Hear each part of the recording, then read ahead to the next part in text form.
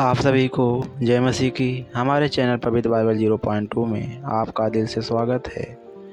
आज का हमारा प्रार्थना विषय है, डर का सामना करो और मुक्ति पाओ। डर मनुष्य के जीवन का एक सामान्य अनुभव है। हर व्यक्ति किसी न किसी प्रकार के डर का सामना करता है।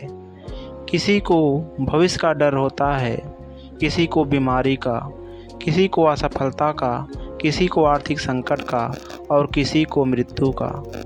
डर एक ऐसी भावना है जो मनुष्य के हृदय और मन को जकड़ लेती है। यह उसके विश्वास, साहस और आनंद को छीन लेती है।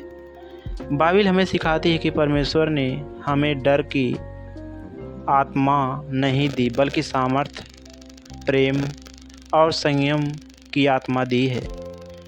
जबकि पवित्र शास्त्र में लिखा है, क्योंकि पवित्र ने हमें भय की नहीं पर सामर्थ्य, प्रेम और संयम की आत्मा दी है, जो लिखा है दूसरा तीमुथियुस 1:7 में।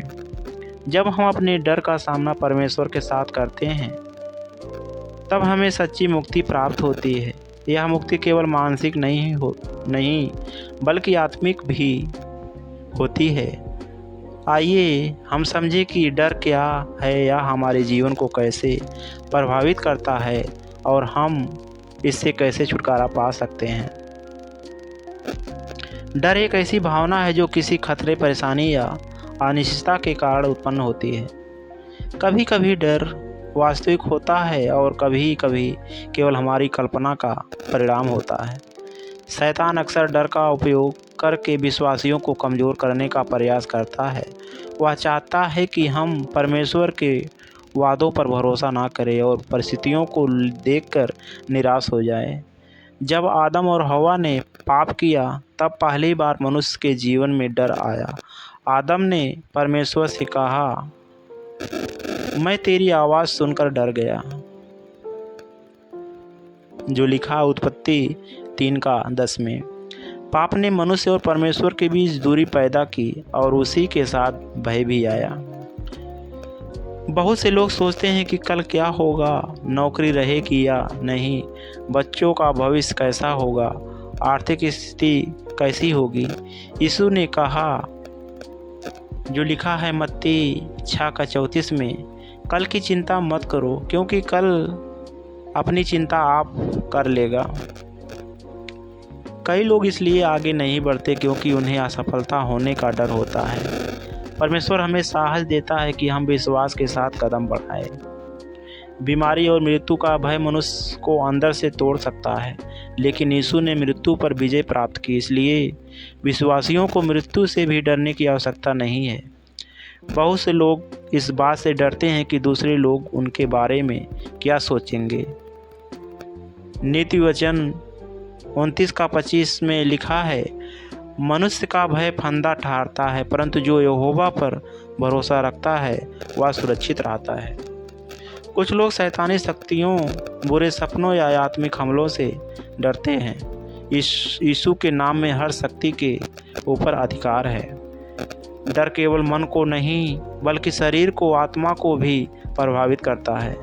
जब डर बढ़ता है तो विश्वास घटने लगता है। डर व्यक्ति को भ्रमित कर देता है।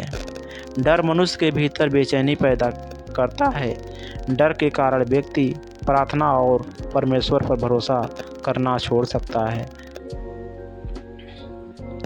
जब गोलियत ने इस्राएल को चुनौती दी, तब पूरी सेना डर गई, लेकिन दाऊद ने विश्वास के साथ उसका सामना किया। दाऊद ने कहा, युद्ध यहोवा का है। विश्वास ने उसे विजय दिलाई। मूसा को फिरौन के सामने जाने से डर लगता था। वह स्वयं को अयोग्य समझता था, लेकिन परमेश्वर ने उससे कहा, जो लिखा है निर्गमन 3:12 में, मैं तेरे संग रहूँगा। परमेश्वर को उपस्थिति ने उसके डर को दूर कर दिया। गिदोन बहुत डरा हुआ था, लेकिन परमेश्वर ने उसे एक शक्तिशाली योद्धा कहा। परमेश्वर ने उसके डर को विश्वास में बदल दिया। जब पतरस पानी पर चला तो वह विश्वास में था, लेकिन जब उसने हवा और लहरों को देखा तो डर गया और डूबने लगा। यीशु ने उसका हाथ पकड़ लिया। यह हमें सिखाता है कि जब हमारी दृष्टि यीशु पर आती है तो हम डर पर विजय प्राप्त करते हैं। परमेश्वर का वचन डर को दूर करने की सबसे बड़ी शक्ति है।